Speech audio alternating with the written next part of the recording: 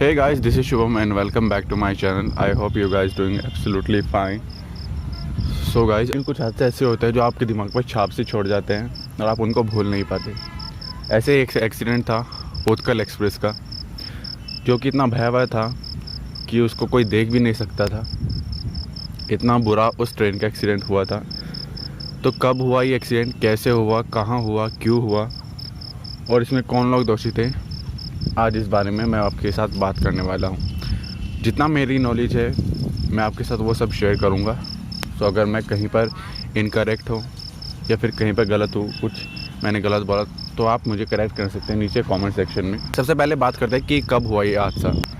19 अगस्त 2017 को उत्कल एक्सप्रेस श्रावण मास में श्रद्धालुओं को लेकर हरिद्वार के लिए देरी से बढ़ रही थी। शाम के 5:45 पर खतौली स्टेशन पड़ता है, जो कि मुजफ्फरनगर के अंडर आता है। वहाँ पर इस ट्रेन का एक्सीडेंट हुआ, जहाँ पर खतौली स्टेशन को पार करते एक कर्व पड़ता है, उससे जस्ट पहले इस ट्रेन का एक्सीडेंट हुआ, जिसमें इस ट्रेन के 17 डब्बे पलट गए। अब बात करते हैं कि कैसे एक्सीडेंट हुआ। दोस्तों, ट्रेन आमतौर पर जो होता है, ये मेरठ सिटी पर जो ट्रेन का टाइम है वो देहरादून जनशताब्दी के बाद ही होता है, क्योंकि देहरादून जनशताब्दी इसको मेरठ गाज़ियाबाद के बीच में ओवरटेक करके आगे निकल जाते हैं। लेकिन उस दिन ऐसा नहीं हुआ। जालंधर एक्सप्रेस और देहरादून जनशताब्दी दोनों इसके पीछे चल रहे थे। ट्रेन अपने निर्धारित समय पर मेरठ सिटी पहुंची और अपने निर्धारित समय से लगभग 5 मिनट लेट मेरठ सिटी से निकली, क्योंकि उस टाइम पे डबल ट्रैक का काम चल रहा था और दौराले तक डबल ट्रैक का काम हो चुका था। ट्रेन सकौती से अपनी स्पीड लेती हुई 105 किलोमीटर प्रति घंटे की स्पीड से खतौली को पार कर रही थी।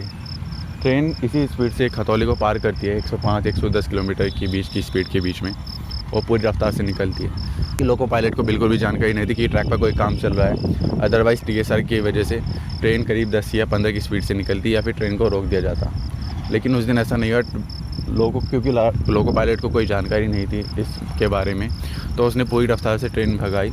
और जब ट्रेन उस हिस्से से निकली जहाँ पर ट्रैक रिपेयरिंग का काम चल रहा था, तो ट्रेन के 3 जनरल कोच और इंजन को छोड़कर बाकी 17 डब्बे वो पलट गए, डिरेल हो गए।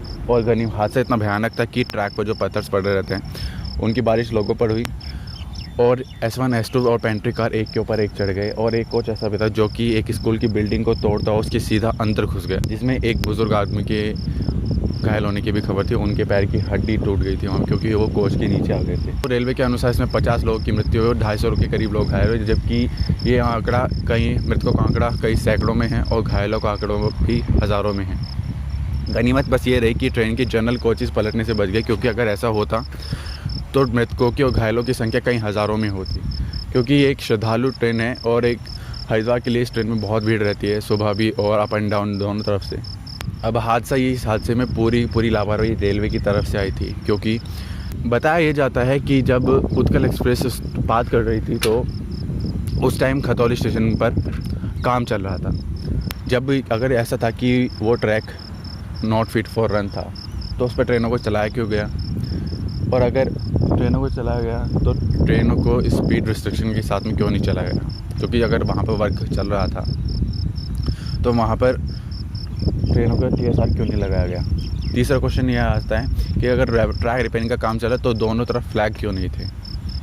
रेड फ्लैग जो होता है ट्रेनों को रोकने के लिए, वहाँ पर फ्लैग नहीं थे।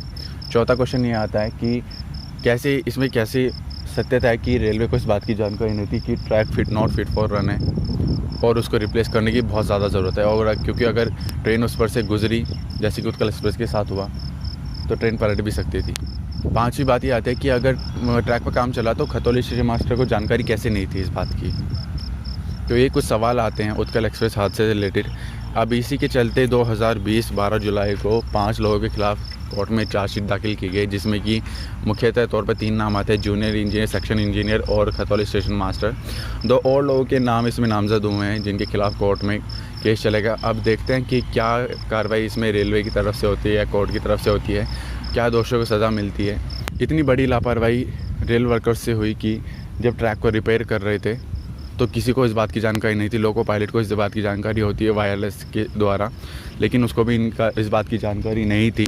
जो वर्कर काम कर रहे थे वो सारा सामान, टूल वगैरह जो ट्रैक रिपेयर में काम आता है, वो ट्रैक पर ही छोड़कर वहाँ से उस हिस्से को बिना फिट किए वहाँ से निकल गए, जिस वजह से ये हादसा हुआ। ट्रेन उसके ऊपर से गुजरी और ट्रेन के 17 कोचेस पलट गए। इस हादसे को रोका जा सकता था, क्योंकि अगर लोको पायलट को इस बात की जानकारी होती या उसको बताया तो वो ट्रेन रोक देता, या फिर TSR के थ्रू वहाँ से इतनी स्पीड से ट्रेन ना निकल कर आराम से ट्रेन निकाल जाती। बट ऐसा कुछ नहीं हुआ। तो ये थी जानकारी उत्कल एक्सप्रेस रेल हादसे की, जितनी मुझे पता थी, जितना मैंने वहाँ से मेरे को जानकारी थी। अगर आपके पास कोई जानकारी है इससे अलावा तो आप नीचे कमेंट सेक्शन में शेयर कर सकते हैं। और मैं अगर कहीं पे गलत हूँ या फिर मैंने कुछ आपको गलत बताया तो आप उसको भी करेक्ट कर सकते हैं नीचे कमेंट सेक्शन पे। Thank you very much everyone. अगर वीडियो पसंद है तो please like, share, comment and do subscribe to my channel. Thank you very much everyone.